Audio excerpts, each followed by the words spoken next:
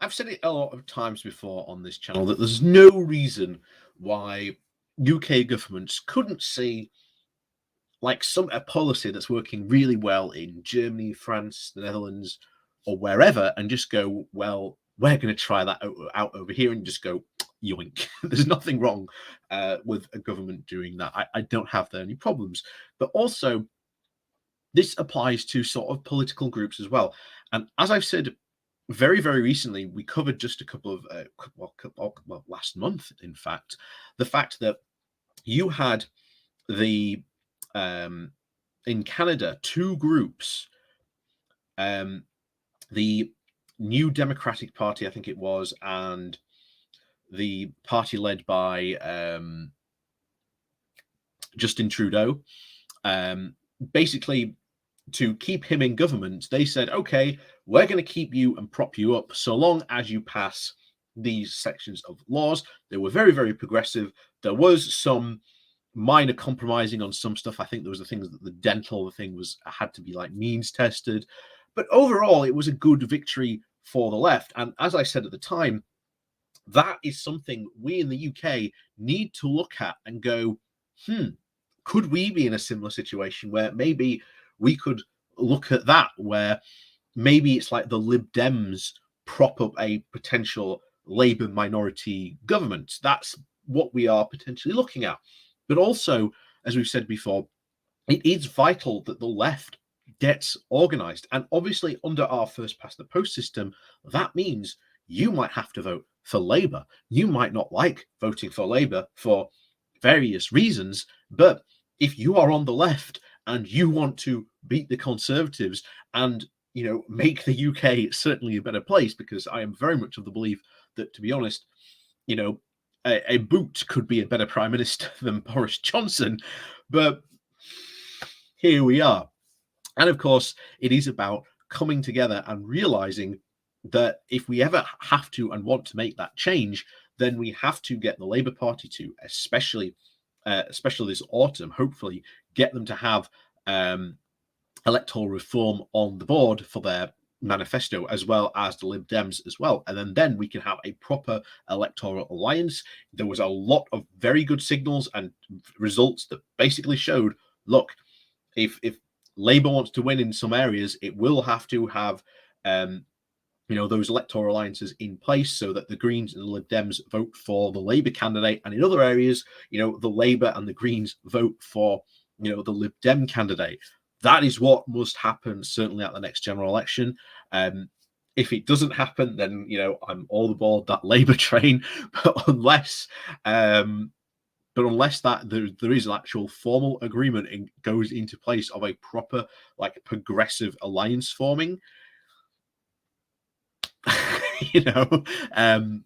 choo-choo, as they say. But anyway, we're going to look at what's been going on in France, because this is very, very interesting, and it's definitely something the left over here in the UK needs to look at, and what lessons can we learn from it. So today, we're going to go over to The Guardian and have a look at what's been going on in France. But before we do that, please do remember to hit that like, share, and subscribe button. And of course, down below, there are links to my Patreon page and a rotation link called Buy Me Coffee, where you can buy me coffee. And as always, thank you very much to all those people who do help support the channel that way. So on with this. This comes from The Guardian today with the title of "The Left Has Finally Got Its Act Together in France. Watch out, Macron and Le Pen." Few thought the day would ever come, but an earthquake is about to shake up French politics. Ahead of the next month's legislative elections, France's famously fractious left-wing parties have decided to join forces. Again, something that we need to do here. The Europe Ecology, and of course the Greens, and of course the Socialist Party, and even the French Communist Party are coalescing around Jean-Luc Mélenchon's, I think that's how you say it, left's populists La France Insoumise party, or the LFI, and uniting it around a common set of candidates. In France's semi-presidential system, the legislative elections often go overlooked, but they do play a decisive role in determining how much of the president's agenda can actually be enacted. Without a majority in the National Assembly, the president is forced to share power with a rival prime minister and even cabinet, a situation known as cohabitation. It has happened 3 times before, but not since 2002, when the legislative elections were moved to take place just after the presidential elections. And yet, cohabitation is a real possibility in today's highly volatile landscape, with the polls suggesting a new unity coalition. The novel Union Populaire, ecologist El Sangol, I think that's how you say it, is on track to win a very significant share and set of seats. Even if it does fall short of obtaining an outright majority and forming a government on its own, the newly empowered left bloc in parliament could pose headaches for the president Emmanuel Macron as he embarks on his second term in the Elysee. Reaching a deal wasn't easy, and tensions do remain, but the Unity Pact has been filled with a mix of shared ideological commitments, a heavy dose of self-interest, and certain willingnesses to compromise. Compromise being the key. Before the presidential elections, each of the coalition members was gunning for a prime spot in the legislature.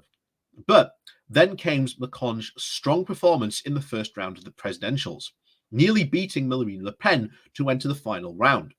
Any lingering doubts over the French left centre of gravity were laid to rest.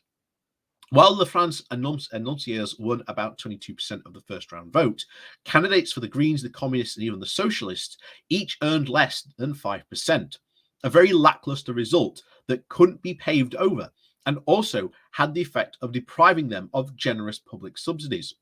Voters had spoken, and they preferred Macron's lines. Massive state spendings to tackle the climate crisis, wealth redistribution, worker protections, and an unapologetic response to rising racism and xenophobia, a willingness to bypass the European Union rules if they needed to prevent such policies from being carried out. Shortly after, of course, the second round, La France Insoumise extended an invitation to negotiate on the basis of this program. And the offer was taken up. And while Macron's party remained in the driver's seat, it also proved very willing to make concessions. It will supply a minority of the coalition's candidates, but the other 3 parties have been allotted shares of favourable legislative districts, setting them up to win at least 15 seats each and form a parliamentary group of their own. Interparliamentary statements also bear the language of compromise. And to even assuage the Europhiles of the Greens and the Socialists, the LIF has emphasised its firm attachment to the European Union and the Eurozone, while the 2 other parties have stressed that it's prepared to sidestep certain EU rules, particularly those that flout constraining public spending.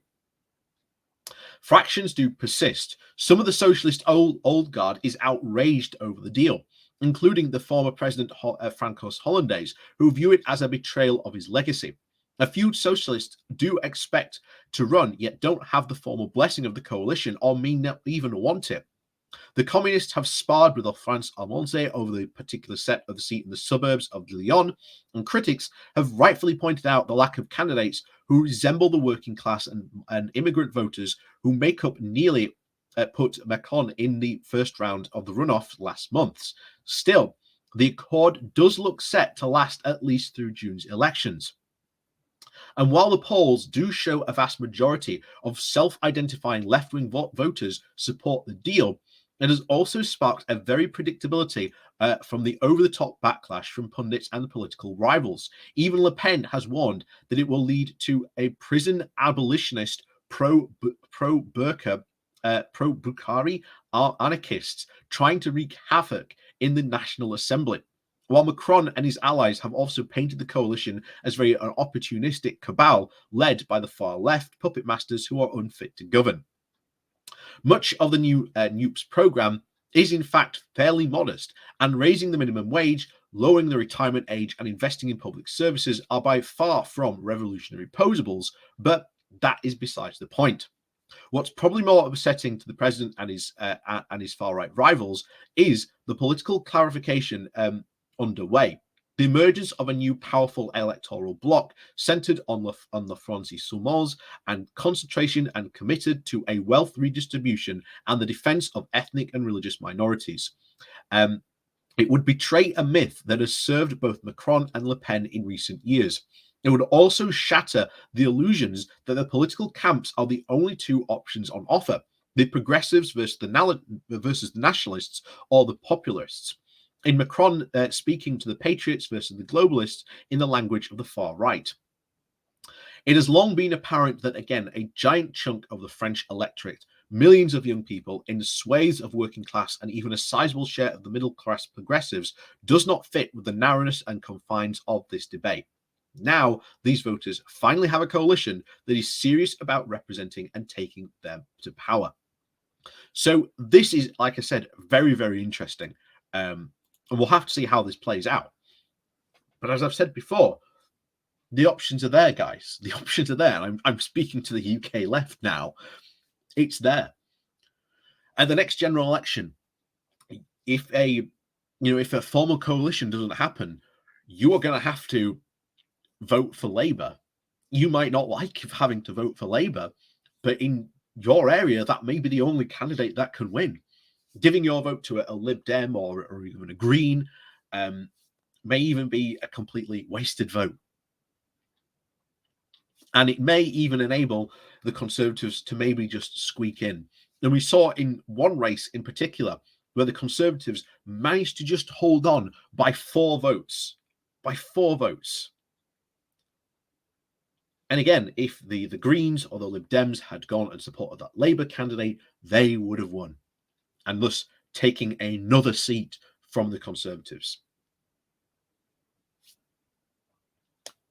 Will this happen? Will a formal pact happen? I don't know. If an informal pact doesn't happen, well, like I say, I'm going to go very hard and I'm going to be very unapologetic about it when it does happen. So, and like I say, I've got problems with Starmer as well. I don't think he's perfect, but sometimes in politics, you've got to work with what you've got. And sometimes you've got to compromise. You might not like having that compromise, but hey, look, it's either you get 30% of something or you get 100% of nothing, and absolutely the opposite of what you want under a Tory government. So consider that for the next general election, probably coming up quite soon here in the UK. So, as always, thank you very much for watching. Please do remember to hit that like, share, and subscribe button. And of course, down below, there are links to my Patreon page and a one-off donation link called Buy Me Coffee, where you can buy me coffee. And as always, thank you very much for watching, and we'll see you all next time.